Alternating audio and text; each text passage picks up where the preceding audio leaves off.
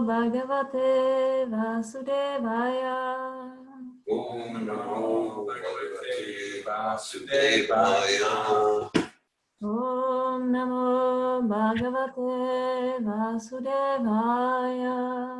Om Namo Bhagavate Vasudevaya. Om Namo Bhagavate Vasudevaya. Om Namo Bhagavate Vasudevaya. Srimad Bhagavatam, 2nd Canto, Chapter 6, Text 22. Yasmatandam virajagne. Yasmadandam virajagne. Bhutendriya gunatmakaha. Bhutendriya gunatmaka. Tadravya matyagad vishvam. Adravyam atyagad vishvam. Govi surya ivatapan. Gopi surya ivatapan. Yasmatandam viratyagye. Yasmadandam virajagne. Bhutendriya gunatmaka. Bhutendriya gunatmaka. Tantravya matyagad vishvam. Adravyam atyagad vishvam. Govi surya ivatapan. Gopi surya ivatapan. Yasmatandam viratyagye. Yasmadandam virajagne. Bhutendriya gunatmaka. Bhutendriya gunatmaka. Tadravya matyagad vishvam. Adravyam atyagad vishvam. Gopi surya ivatapan. Gopi surya ivatapan. Yasmadandam virajagne. Yasmadandam virajagne. Bhutendriya gunatmaka. Bhutendriya gunatmaka. Tadravyam atyagad vishvam. Tadravyam atyagad vishvam. Gopi surya ivatapan. Gopi surya ivatapan. Yasmadandam virajagne. Yasmadandam virajagne. Bhutendriya gunatmaka. Bhutendriya gunatmaka. Tadravyam atyagad vishvam. Tadravyam atyagad vishvam. Gopi surya ivatapan. Gopi surya ivatapan.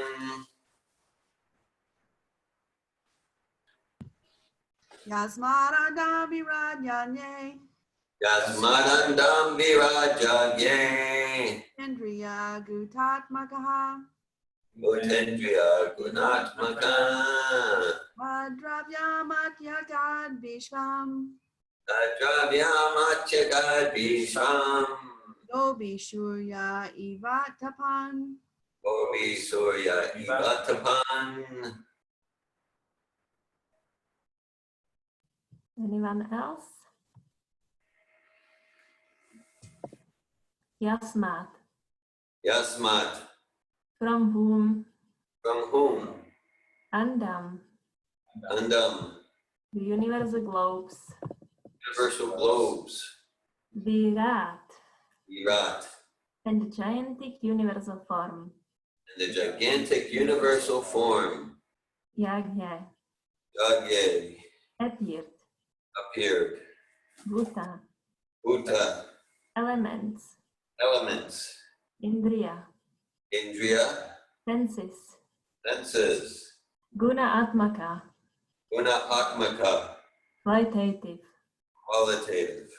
Tadravyam. Tadravyam. The universes and the universe's form and so on. The universes and the universal form, etc. Atyagat. Atyagat. Surpassed. Surpassed. Vishvam. Vishvam. All the universes. All the universes. Gobi. Gobi. By the rays. By the rays. Surya. Surya. The sun. the sun. Iva, Eva, like. like. Atapan, Atapan, distributed rays and heat. distributed rays and heat. Translation. From the personality of Godhead, all the universal globes and the universal form with all material elements, qualities, and senses are generated. Yet he is aloof from such material manifestations, like the sun, which is separate from its rays and heat. Purport. The supreme truth has been ascertained in the previous verse as Purusha or the Purushottama, the supreme person.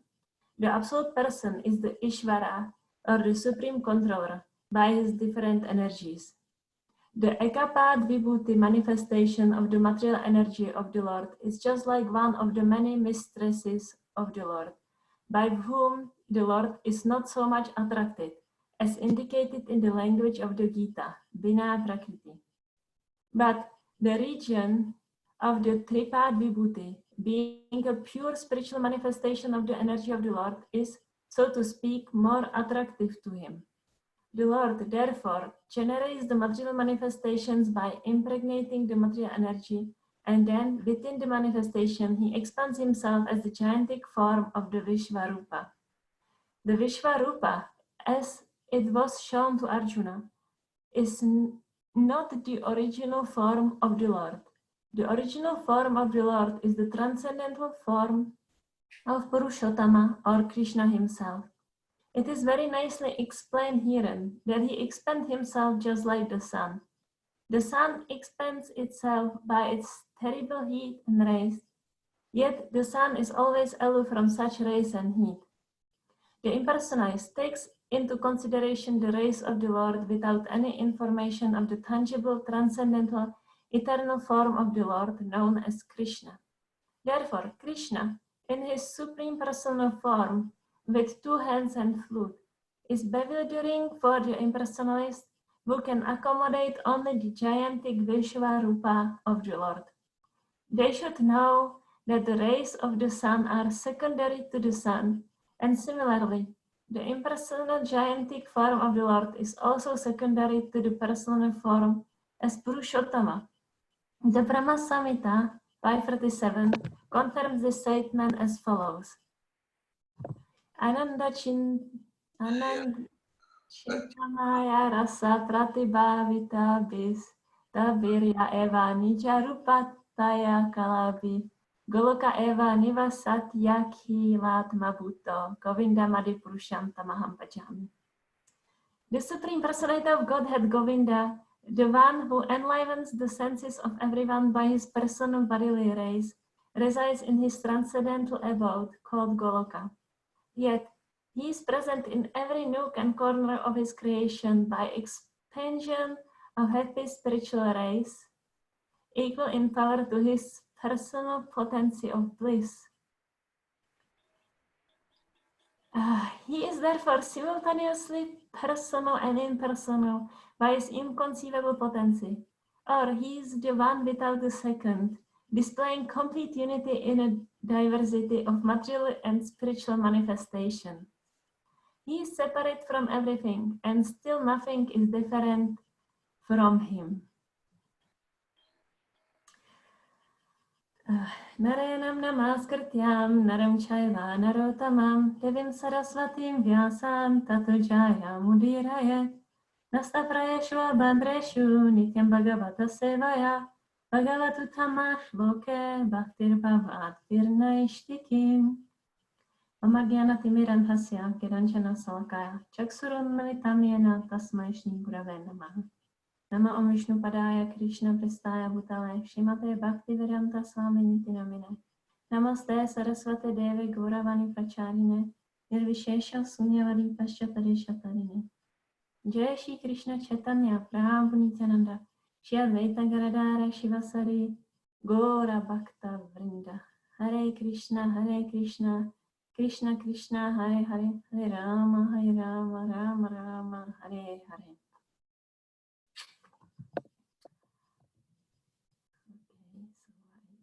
Figure out how to see this.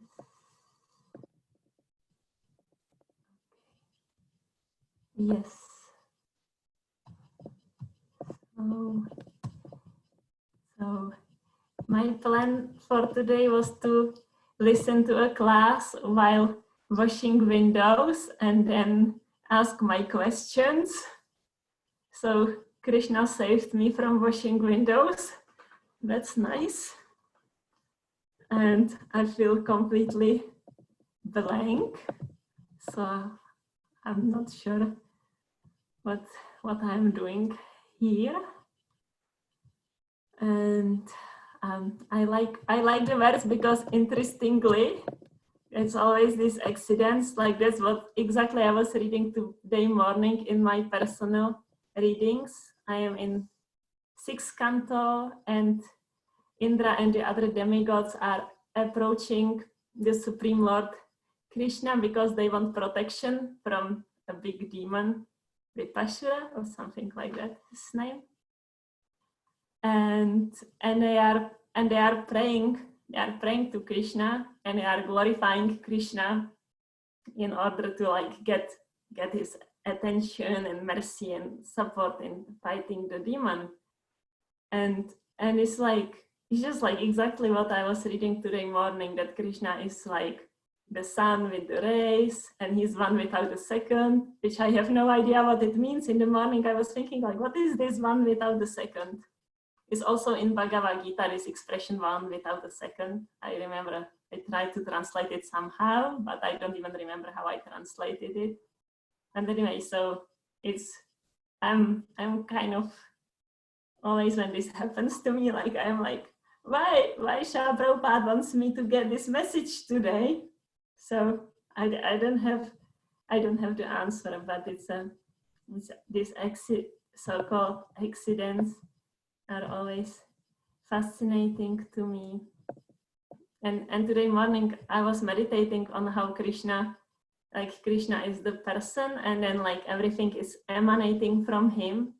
So everything is non-different from him, and it's just inconceivable for the material mind, because like it's just like, okay, like the sun is like something we can grasp on because it's a tangible example, but like a person being like emanating like this and so powerfully is completely inconceivable. And Krishna, what I read in the morning was like Krishna is in Vaikuntha, like he ever doesn't make any single step away from Vaikuntha, and at the same time like everything including ourselves is this energy. So that's completely far out. And it's also pacifying, like for me, like to think like, wow, like everything is Krishna's energy. Is like somehow pacifying when I put aside all my resentments. And today morning I was thinking like everything is Krishna, so everything ultimately must be good. Like in the world of duality, we are making distinctions between good or bad. They basically said like the good karma is to go to the heavenly planets, and the bad karma is to go to hellish planets, and good is when I am enjoying, and bad is when others are enjoying and not me. So that like then like if is like Krishna, the supreme absolute person, is like all good, so then everything must be good too. I was thinking of the quote from Srila Bhaktisiddhanta that everything is perfect and complete in the creation, and if someone thinks the opposite, that if someone thinks that there needs to be any reform, then he himself needs to be reformed. So of course I look around and I think like everything needs to be reformed. Like this world is like so, I don't know, it's like Kali Yuga, everything is so gross and scary and like mean and violent,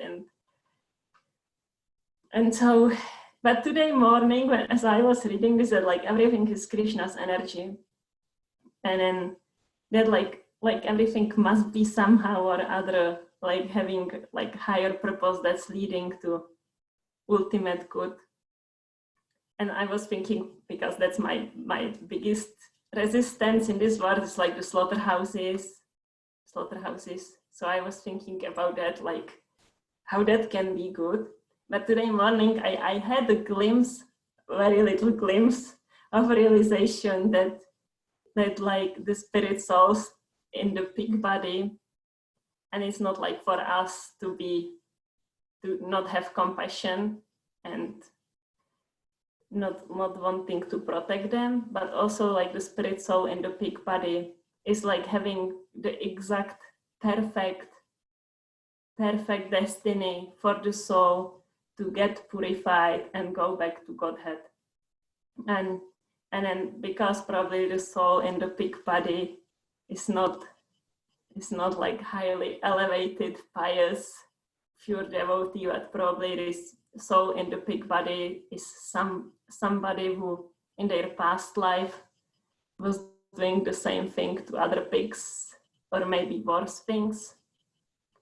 And then the heart, the spirit soul gets covered. So I could, for a glimpse of a moment, I could really see Krishna's mercy and his energy in all that it's like, because from the material point of view, this one lifetime is like everything. From the material point of view, this one life is everything. And so to like see like, well, like pigs are suffering at the slaughterhouse is like such a terrible life, and it is a terrible life, but at the same time it's just like such a little fragment of the journey of the soul that it's like really the only meaning of this lifetime is like how much it helps the soul to come closer to itself and to Krishna. And in that, like everything is perfectly and completely arranged by Krishna. And like even in the lower species, what to speak of the human being, but even in the lower species, everything that's happening is for the ultimate benefit of the soul. So it's like the idea in Christianity of the purging. Krishna, well, Shukadev Goswami, I believe, yes, Shukadev Goswami says, Shranvata Svata Kata Krishna Punyashravana Kirtana Hrdyantastohya Badrani Vidunoti Suritsatam. So is Sri Krishna personally cleanses the heart of the devotee from all the desires for material enjoyment. And so everyone is a devotee, when the spirit soul in the pig maybe is not like so much realizing that yet. And then like cleansing the heart, like Krishna helps us to clean the heart. And the word vidunoti surit satam.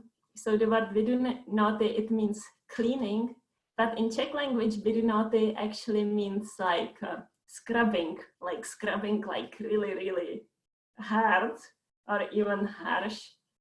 So sometimes I'm meditating on this verse and I'm like, yes, cleaning for sure. Like it's not like taking like a nice soft sponge and like some like warm bath with bubbles and like that. It also can be like a harsh brush or something. And then like with, as I was speaking, what comes to my mind is like we have like two options basically how to purify our heart. And this material world, we are in the material world, and this material world is like for purification of the heart. There is like no other reason for this world than for the purification of our heart. And then like, of course, within that, like Krishna allowed us to have our little God projects and to like so-called enjoy and fulfill our desires. And all that is included, but really like the ultimate and only reason for this material creation is to clean the heart of the souls who end up being in this material world, which is not many. So we are like really on the side of the criminals and like rare beings that we ended up here, something to be proud of. Sometimes I feel proud of it. It's like at least it's special. So so we have like so to clean the heart, we have two basic options: to do it voluntarily or to do it involuntarily. So if we do it involuntarily, then it's like the pig at the slaughterhouse, and then it's still pretty good in comparison what happens in the hellish planets and like that. Or we have the option to do it voluntarily, and it can be like the bath with the bubbles and soft sponge and spa and like that. And that's through this chanting. That's through this chanting of Hare Krishna, which is very merciful opportunity how to do it in a much nicer way. And so if we want to avoid purging of our sensual reaction, then it's the best course to voluntarily cleanse our heart by engaging in devotional service to Krishna. So sometimes I didn't go to book distribution because it's not allowed. And I cannot say that I am sad because of it. But when I go to do book distribution, I tell myself often it's like better to get purified this way than like wait what Krishna comes up with. I trust that at least to the certain degree it is my desire, maybe not 100% desire and not quite yet, but it is my desire to get purified in my heart so I can serve Srila Prabhupada and Krishna in a like fully, and so I can be happy and liberated too. And yes, so to a certain degree, I trust it is my desire, and then it's better to act on the desire than wait what Krishna comes up with to fulfill the desire. So we have abundant opportunities for devotional service, and Lord Chaitanya starts his Shastakam with saying the prayer that it's like the Sankirtana movement is so powerful that it cleanses the heart of all the dust accumulated for years. Chetodarpanam Archanam Bhavamaha Davagni Nirvapanam. So that's much nicer. That's much nicer way how to do it. And then Lord Chaitanya says, I'm so unfortunate that I am not attracted to these names, so I can relate to Lord Chaitanya, I guess. And yes, so that's like really great misfortune to be given this holy name of Krishna, to be given the opportunity to chant and come to him in like such a simple and easy way, painless. It's not even that austere. It's like the austerity for this age is to chant Hare Krishna. It's not like that austere. It's not like fasting for 10,000 of years or being, Himalayas naked for, in the easy pose for 10,000 years. It's like I think like the people from other ages must be like laughing what we consider austerity. It's like really not that austere. And then not to take this opportunity is like such a misfortune. It's described that the demigods are waiting in line so they could be born here in Lord Chaitanya's mission to take this wonderful opportunity, like not too long lifetime, not too good, not too bad. So like it's like perfect scenario for focusing on spiritual life, and then like having like a silver plate with the holy name like right under our nose, and like all we need to do is to like take it. It's like such a wonderful opportunity, and then if we missed out on this opportunity, it's like we cannot even imagine how great misfortune is that. And then the story I'm reading now in Srimad Bhagavatam, it starts with like Indra and the assembly of the demigods. They have some assembly, and then Brihaspati, their spiritual master, comes, and Indra and others, they neglect to offer him respects. They kind of like ignore his entrance into the assembly. And so Brihaspati, their spiritual master, disappears from the assembly, and then they get in all sorts of troubles. They lose all their power. They are being defeated by the demons. They are like shooted by arrows in their body. It's not like so much fun to be a demigod in a heavenly planet. And what Srila Prabhupada says about it is like they were taking their spiritual master for granted, because he was there like at the assembly every day. And so it's kind of like this like familiarity and like taking it for granted, like of course he's here, and like forgetting to like being grateful, forgetting to be grateful, and forgetting to offer proper respect to the spiritual master. And by doing so, by neglecting this like primary responsibility, because Srila Prabhupada is the one who is coming with a silver plate with your holy name on it and giving it to us. And then it's like, and then he's present for us, like he's present in his murti and in his pictures and in all the books that he's left for us. And then like if we take it for granted and mistreat it, and of course the greatest mistreat is that we don't use it. Like that's the greatest mystery, that we don't use it, that we don't read his books, that we don't chant the holy name, that we don't follow the process. So that's taking him for granted. But also like if we are not like reading with great care and with great respect, it's the same thing. And then all the spiritual power, the protection from the material energy, which is like so strong, is taken away from us.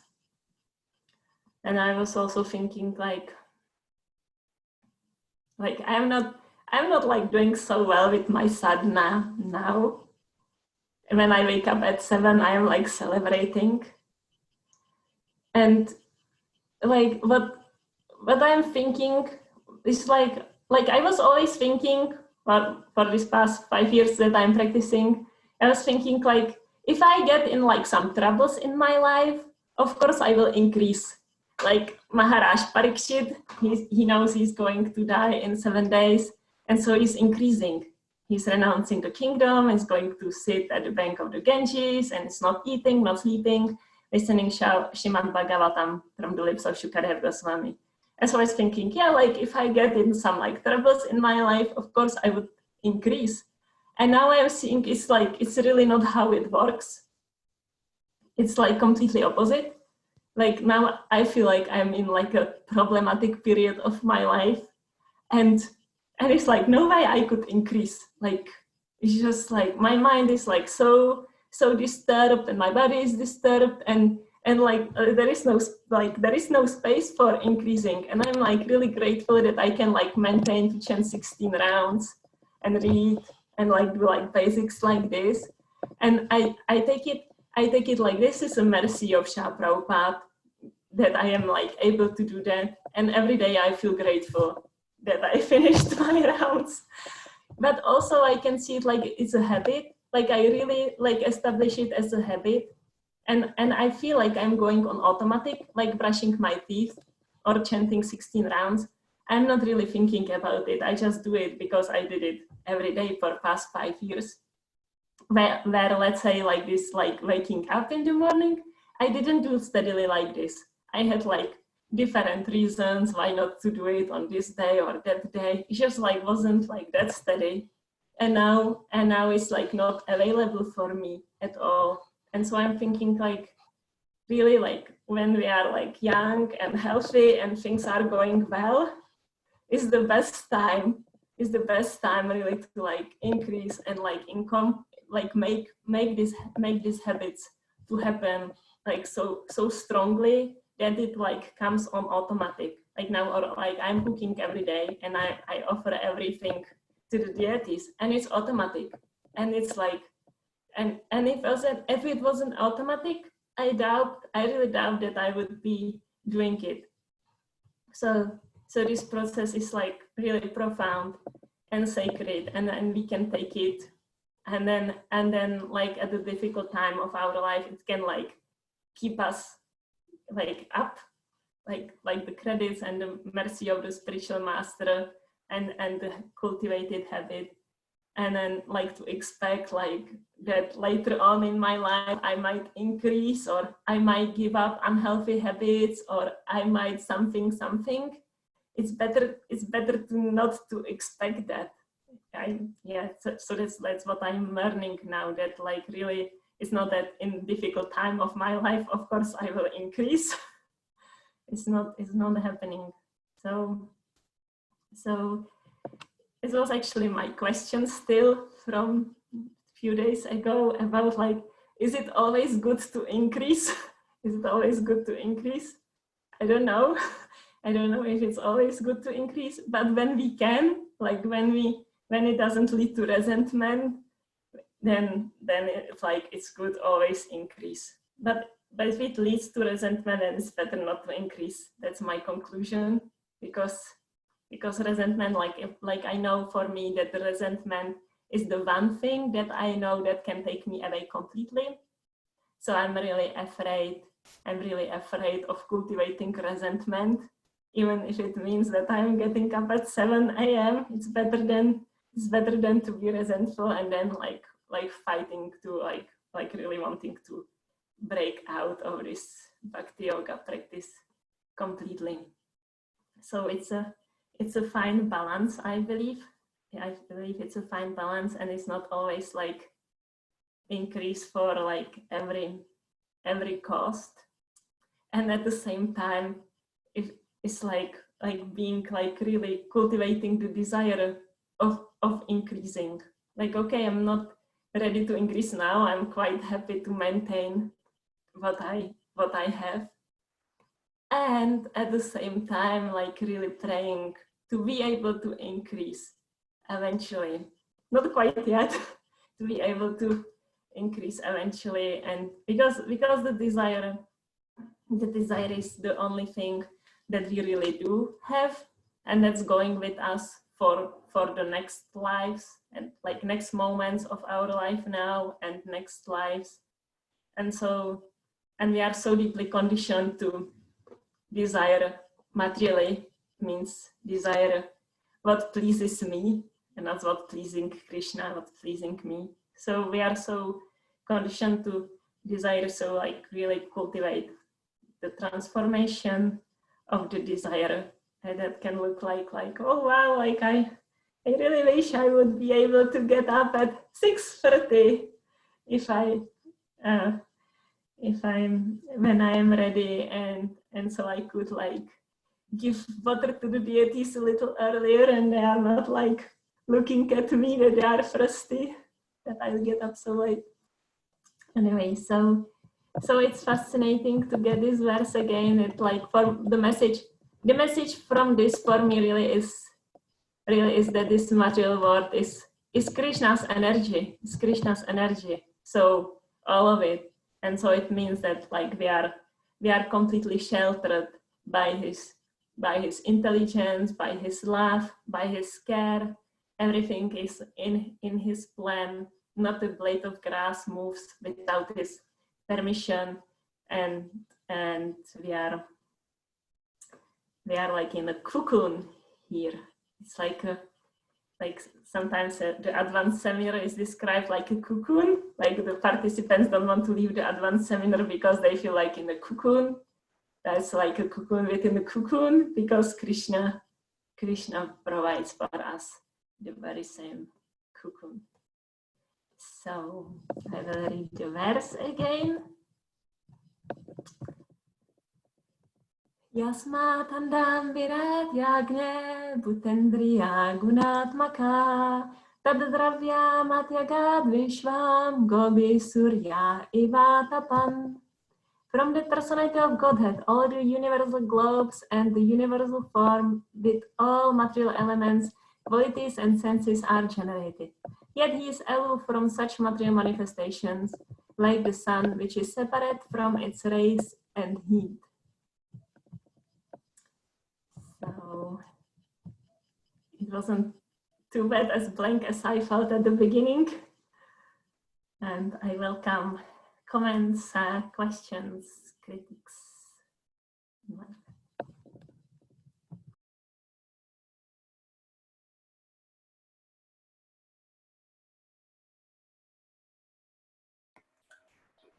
Thanks for sharing, Hladini Shakti. I appreciate it. Your personal sharing in the context of the philosophy of Srimad Bhagavatam. I just come in, I'm reminded that Prabhupada would emphasize that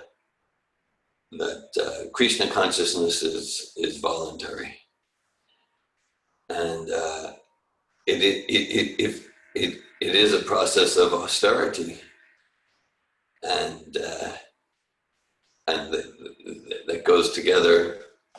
That the idea is like that we're inspired to make a dritavrataha, a committed vow, to do some austerity, like maybe to get up at 6:30 instead of 7, 2 days a week, whatever the austerity is. That Krishna and Prabhupada emphasize, Krishna consciousness, Prabhupada would often emphasize, once there's force, there's no love. And he has letters where he says, once he was talking about how his students were treating some of the children, he said, if there's force, they get a bad taste. So it's based on voluntary choice, and to progress, as your class emphasized, it means to voluntarily choose to get uncomfortable, for the mind and senses to get uncomfortable. And I think, like, to the extent that I really get that this is voluntary, then I'm not leaving room for resentment.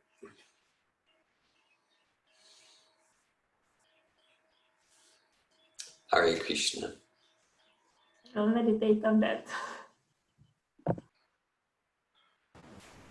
I like when Srila Prabhupada says, Krishna consciousness is not an artificial imposition on the mind or the self. So it's not an imposition. Yeah. Yes, but like, I think, I don't know what I think, but like in my experience, it's just like, okay, so like it's not artificial imposition, but then like there is a dynamic to it, because like austerity also means doing something that's not comfortable, and no matter like how fast we progress or increase, there will be always this like stage of like being uncomfortable with the practice. And so then it feels uncomfortable, or maybe even artificial. I don't know. Like I have experience of like let's say I do like one time service. Like I do something that I normally don't do, and I do feel this experience of increased enthusiasm and increased taste and like that.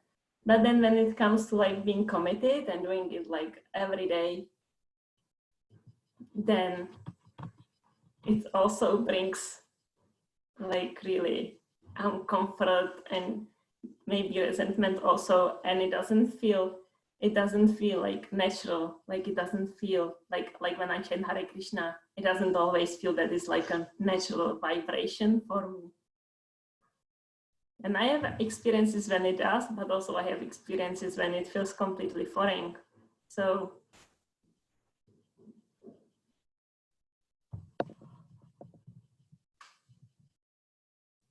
I really would like to understand more about this.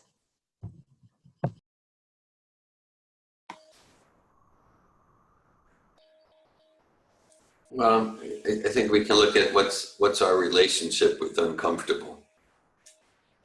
And okay, just as a mundane example, like let's say a child on the roller coaster is, oh, we don't know, this is uncomfortable, this is great, okay. Whereas let's say if I'm on the roller coaster, I'm just like, oh no, oh, just terrible. Okay, so so the nature of the soul is to grow, to expand. So in a sense, that's always getting out of our comfort zone. And then, sure, but then as the spirit soul progresses in Krishna consciousness, that process of growth, which in a sense is getting uncomfortable, it's less and less it's less and less founded in material nature. And yet to the extent that like our growth and getting out of the comfort zone, to the extent that that's founded in material nature, it feels like poison at first, but then there's a nectarian feeling as we go along. Let's take a look at Srila Prabhupada, pure devotee. He was always making himself uncomfortable, right? For him to, at the age of about 70, to get on the Jaladuta. At the age of 78, to continue to fly around the world in airplanes, just like, right? I mean, it's just like really uncomfortable. And okay, but then that's an uncomfortable, not related to the modes of nature. At the same time, he's always growing and stretching himself, Dritavrata, from on the transcendental platform to increase his service to Bhaktisiddhanta's mission. So that it is the nature of the soul to grow, to expand. And that's true whether we're conditioned in material nature or after liberation into transcendence. And so we can say uncomfortable, but uncomfortable doesn't need to equate to a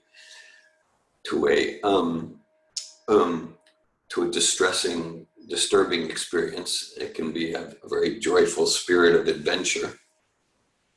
And so, you know, I think it's like, as we're, to the extent that we're in the modes of material nature, then the practice can feel foreign. At the same time, my experience is as I get more and more accustomed to realizing myself as a soul, then the practices more and more feel like really coming home to myself. Thank you. I really appreciate that you referred the verse about the poison. Yeah. Yes. Yeah. Mode of goodness can be like poison at first. Yeah.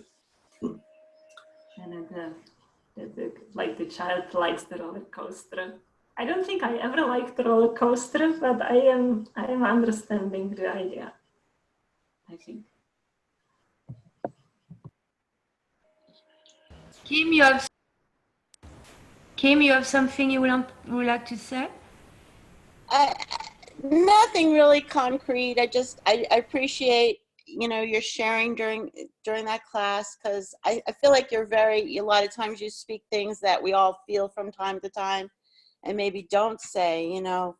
And I don't know, just for me, I just feel like I try to be good, but try not to punish myself or be too hard on myself at the same time. And maybe I'm too easy on myself at times. I'm sure I am. But I don't know, just some kind of balance between those two things. And then also, I liked your comment, your illustration where you said that, I think you said the demigods, they look down at our austerities and probably laugh and think, you know, this is nothing, you know, what Prabhupada set up for us to have to do or to get to do. And but to us it can be very hard. Like, and then the other thing you said that I totally connected with is, you know, you'll get a service or something you can do spiritually, and at first it feels like, you know, such a wonderful thing, and then after you repeat and repeat, it starts to feel like an austerity after that. And I don't know, I just resonate with all those things you're saying. I guess the only thing I take away from that is that we do feel all those things, and that at other times, you know, we just feel so blessed and lucky to have these austerities and to try to strive and be the best we can and grow spiritually. I don't know. So nothing, I don't have anything except just, you know, I resonated with a lot of things you said. So thank you. And that's all. Thank you, Kim, for sharing. I appreciate that you remember things and point them out, and because like to look at the screen where almost everyone is not seen. It's a little stretch. It's a little stretch to speak. I appreciate your reflecting on the class. Thank you. Yes, and I just want to say, like, even that, like, I feel unbrave because I don't have the camera on, and I think, you know, just speaking and being on the camera like you do this morning and so many times, you know, is so brave. You know, I need to strive to be brave like that. So thank you. You can. Hare Krishna. You can take a second of bravery now. It is. Thank you.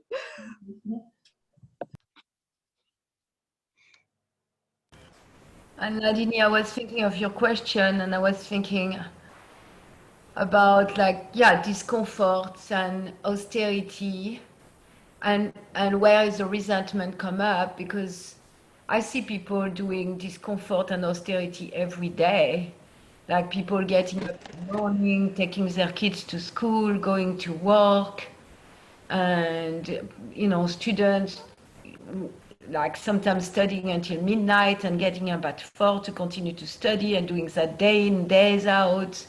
That's a lot of austerity, and it doesn't look like an imposition on the self. It looks like that's what they want to do, and they do it. And there is no resentment connected with it. Even so it's not comfortable, even so the mind probably wants to sleep instead of studying, they're still doing it and kind of doing it joyfully without needing to feel like, oh, it's an artificial imposition on the self, I need to resist that. So I'm just looking at what's the difference.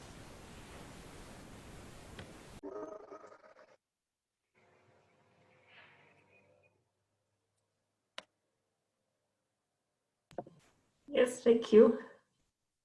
Appreciate it.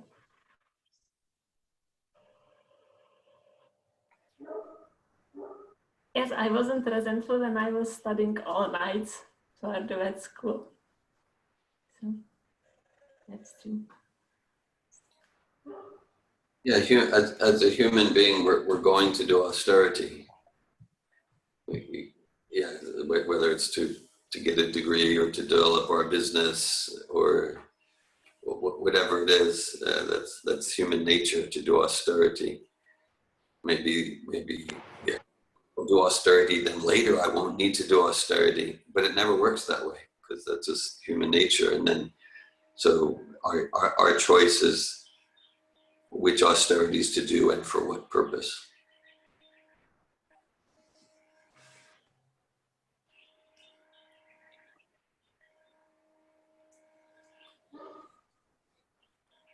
Then resentment seems to be about, like, when I have some expectations that are not, well, get all this austerity and sacrifice for you, but yeah, I'm expecting. Can you repeat the last sentence, please? There was some sound. Yes, that but resentment seems to be about expectations that are not met. Like, I've done all this austerity and sacrifice for you, and now there should be more reciprocation. that's not there, so I'm resentful. I'm just looking at what's resentment about. So it's that there's some expectations that are frustrated. Like this other person, whether it's Krishna or Prabhupada or someone we live with or whoever, there should be, I'm expecting more and I'm not getting it, so I feel resentment. I'm just looking at what's resentment made of. Yes, okay, thanks. That makes sense. I have a lot of those, for sure. Hare Krishna.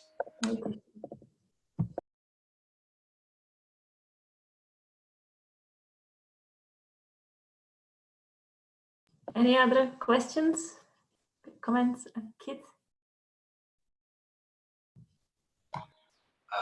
The part that I have difficulty digesting that with is that a lot of the expectations that I've gotten seem to be like scripturally based, or like things that I've heard.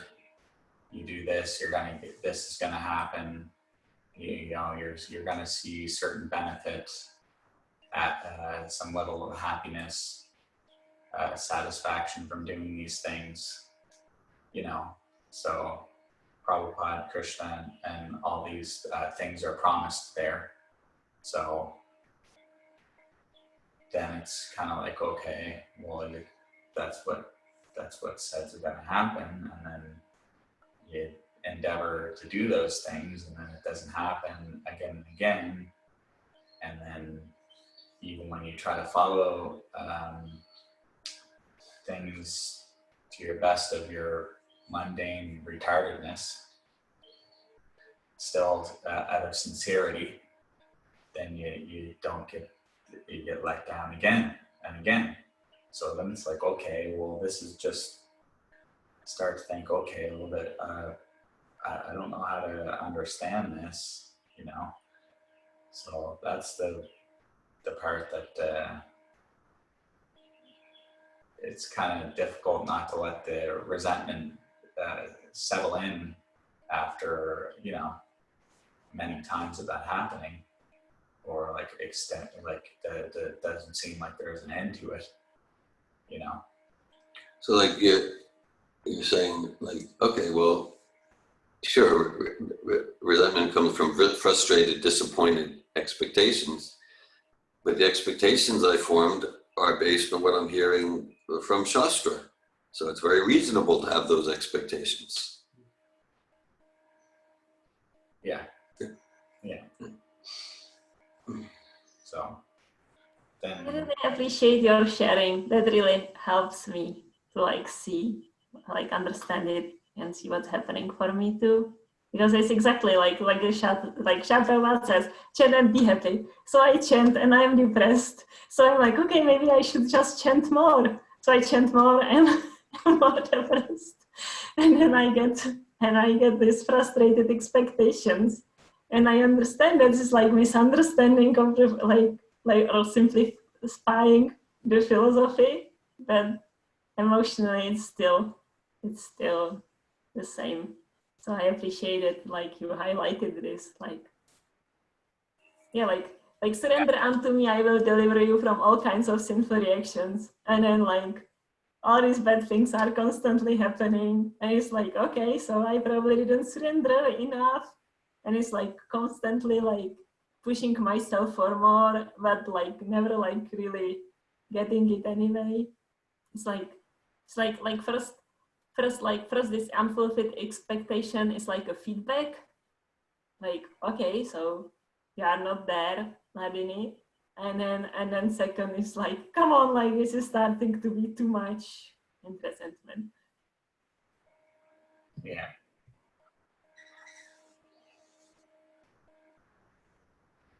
yeah. Yeah, I chant more, chant and be happy. Okay, so I'll increase the chanting. Why is it that I feel more miserable, you know? Or like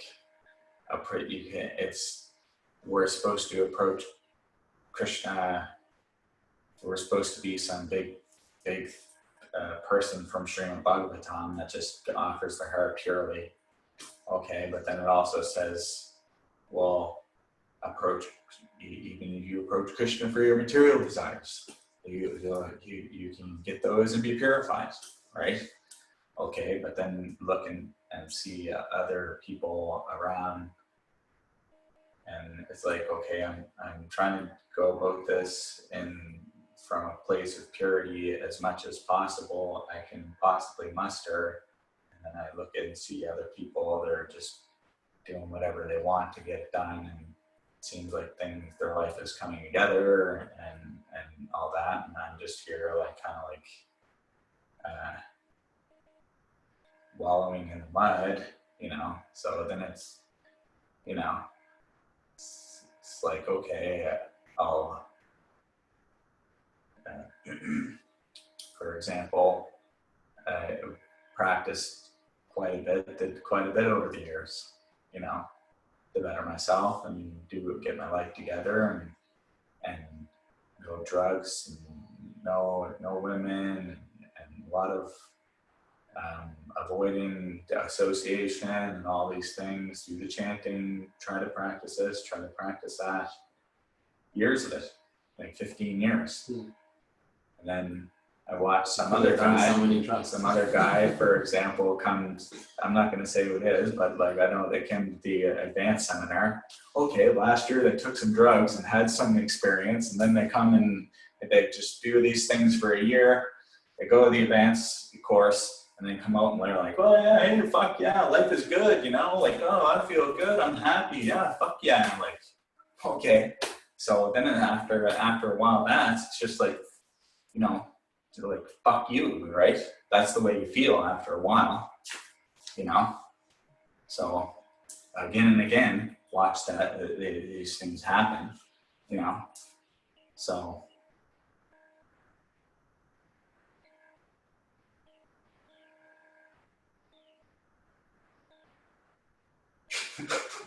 Anyway, pardon my French. Yeah, I would prefer that the Bhagavatam class stay free of this kind of language, if possible. And I want to see that says that practicing Krishna consciousness has nothing to do with what's happening in our life. Like, we are the cause of what's happening in our life, not Krishna consciousness.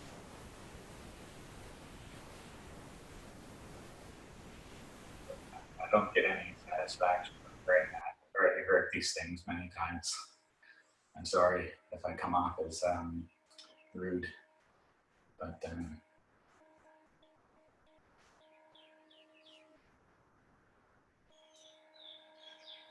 yes, and also I apologize for swearing during Srimad Bhagavatam class. Thank you back, Takis.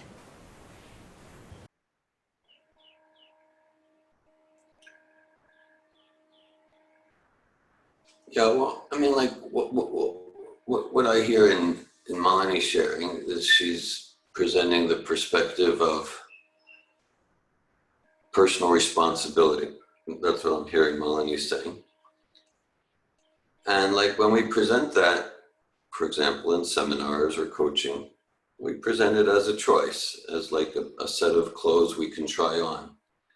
The perspective that I am 100% responsible for the results in my life and my experience of life over years, each moment.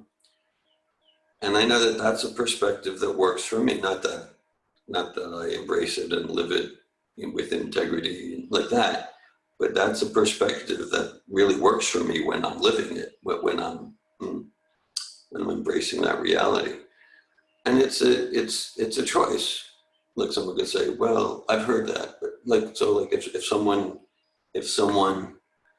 prefers if what works better for someone is that I'm a victim and life's not fair and he's succeeding even though he doesn't deserve it and I deserve more, that's what works. I'm not imposing. Now, I say it's a choice. It's like a set of clothes.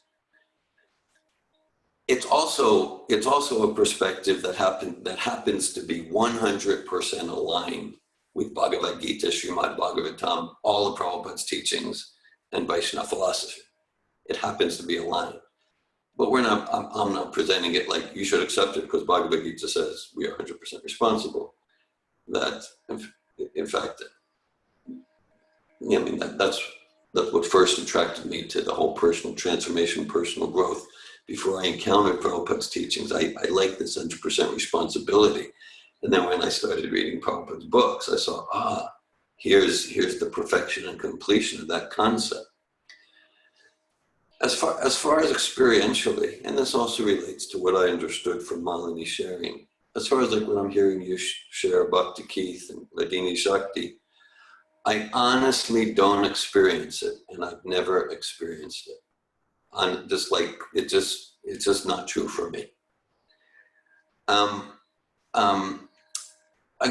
Okay, to use an analogy, let's say there's a fine meal, a fine feast, okay? And I'm eating the feast. And I'm tasting one prep after the next. And then I go, there's a phone call. I have to answer the phone. And then I take another 2 bites and I might have gotten an email from that. I need to respond. And you go. And then there's something like, I take another 2 or 3 bites, and then I want to go outside to see if it's cloudy, to see if it's raining. Let me check the door. I think there's something at the door. So the whole experience, and I do experience that, this is metaphor, but it's very disturbing. It's a very disturbing experience. So like, this feast is terrible. No, if I analyze it, actually the samosas are prepared perfectly. And the sabji is spiced just so wonderfully, and the sweet rice is just the right temperature. You get the idea. And the chutney is just where it should be, and like that.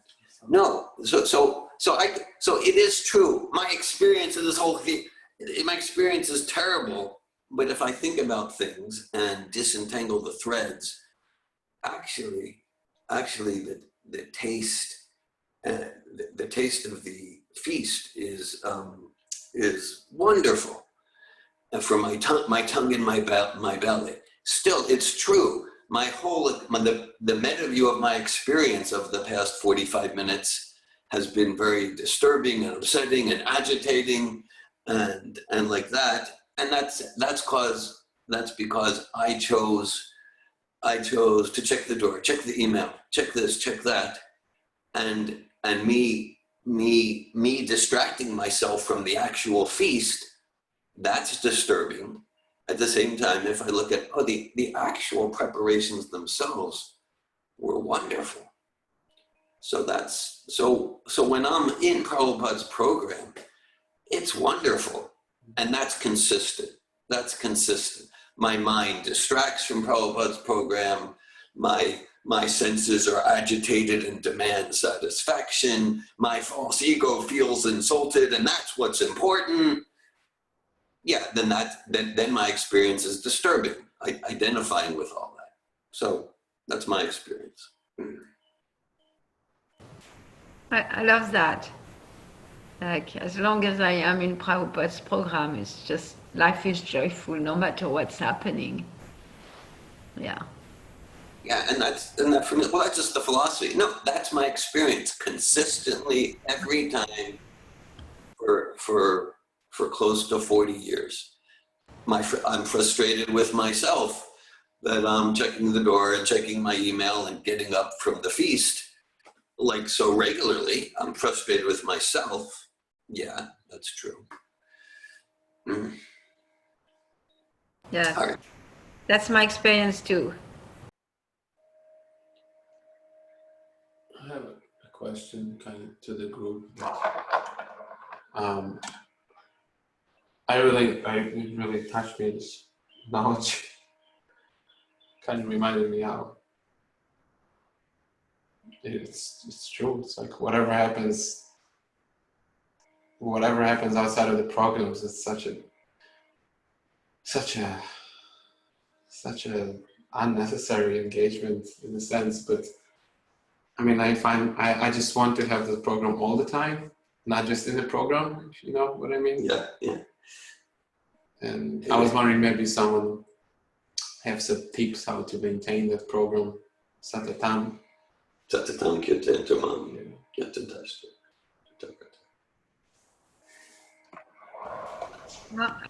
I want to say, you know, of course, I love what you said, dear Govind. I can't put my picture, but I don't look too good.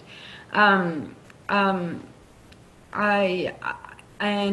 the same time, to bring things together, I can relate to like being in a program, being at the feast, and at the same time, everything is also part of the feast.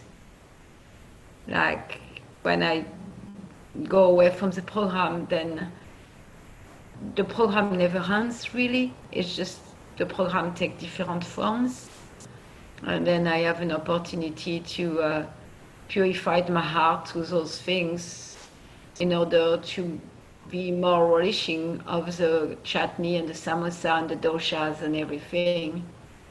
So, like. But what separates us from the program all the time? What separates us from the continuing program all the time? There is nothing that separates us. It's like Us. what suffering we may engender or encounter is still perfect and complete and still very purifying for the heart and still on purpose as far as Krishna is concerned. We may see it separated, but there is really no separation.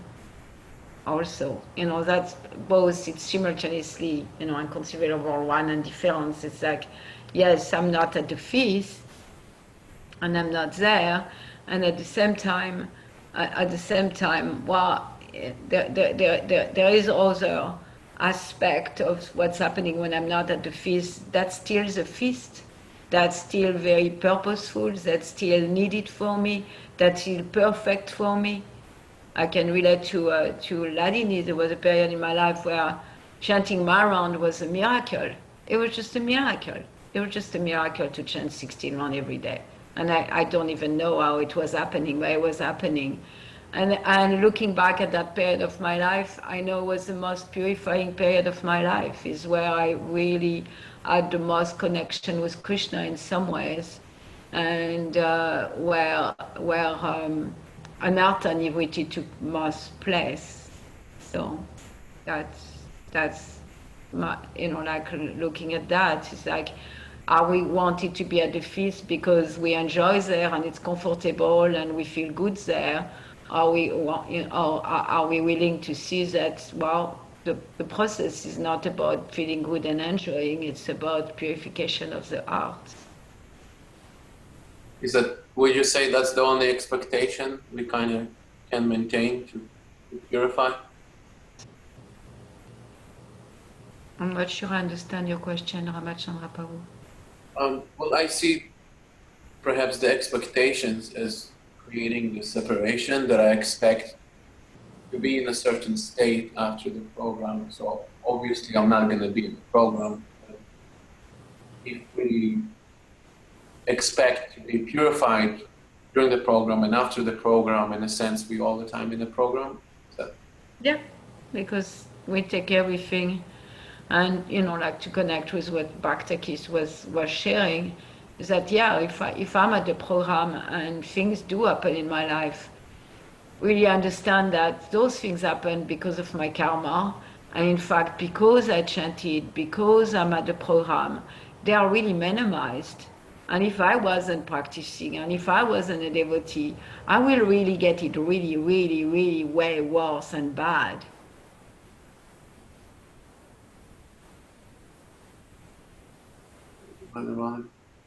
Atenu kampam susamik shamano bhujana eva ma kritam vipakam vidbhagva porbir vidadana Jiviteo mukti padesa dayabhak. That's a verse from the Bhagavatam spoken by Lord Brahma.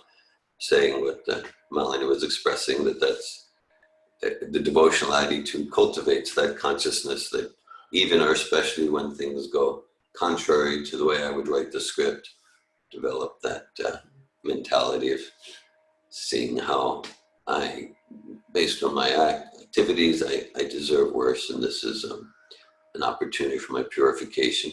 And I understood your question, Ramachandra, to relate to, okay, yeah, we understand that when I'm distracting myself, getting the door, checking email, okay, there's a lot of insight there, realization, how come I'm doing that like that?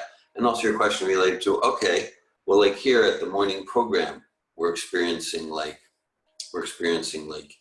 eating the feast and appreciating the preparations in a very direct way, not like through deviating, I have an opportunity to cleanse my heart, but okay, like the direct nectar that comes from discussing Bhagavatam and Kirtan.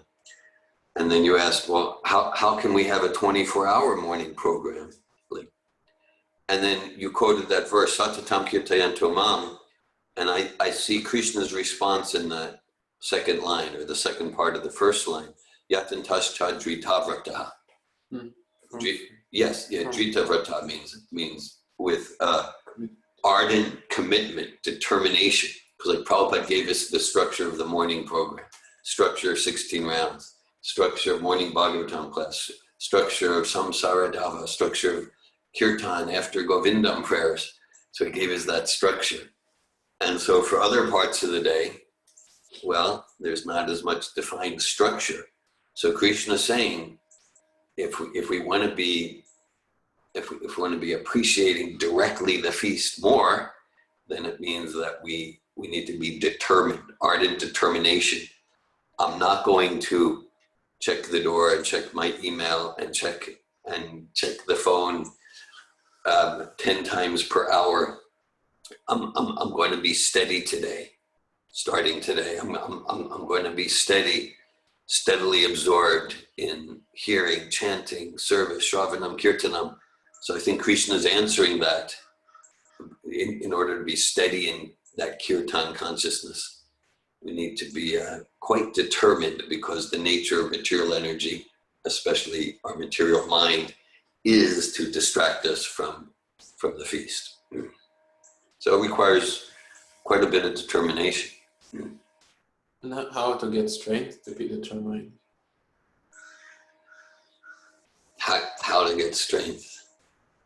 Well, to be determined to do something that, as I understand, that's what gives us the strength at the same time. Yeah, I find myself, I have a hard time. I try to establish these things, and then it's just, I struggle to keep it going, and after a couple weeks, and then just like somehow, it seems like even just I give in a little bit in some ways, and then it becomes a slippery slope. Like, how can I be 100% all the time, and then it just little bit edges away, it takes, and the next thing you know, everything just falls apart again,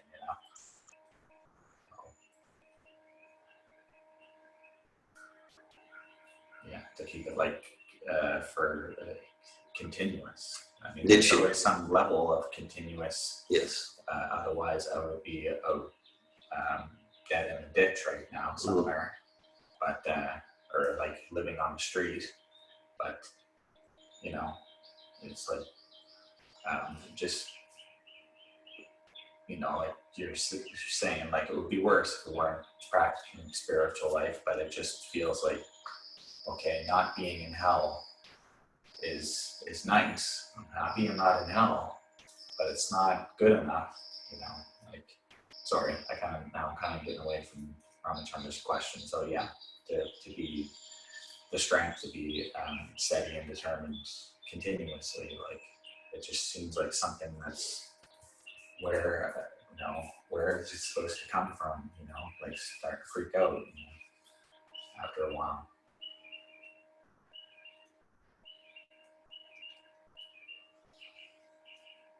Well, it seems my weakness comes from me and my strength comes from me. And I and you know, From what? Sorry, what was the word that comes?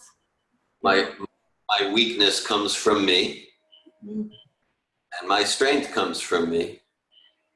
And there's strength in recognizing that I'm weak, strength in recognizing that I'm weak, and so let me be determined to take shelter in association that'll be strengthening. I'm weak on my own, so let me take shelter in reading Srila Prabhupada's books, even when my mind doesn't feel like I'm weak on my own.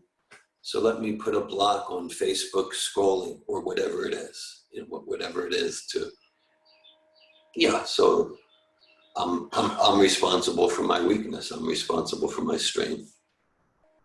And that includes being responsible to set up structures and association in my life that'll support me, maybe even a baby step to be on an upward spiral rather than a downward spiral. Hare Krishna. Hare Krishna. Thank you all. Thank you, Hladini, for enlivening class. Srimad Bhagavatam ki jai. Jai, Ki jai. jai. Jai, go up women on the Haribol.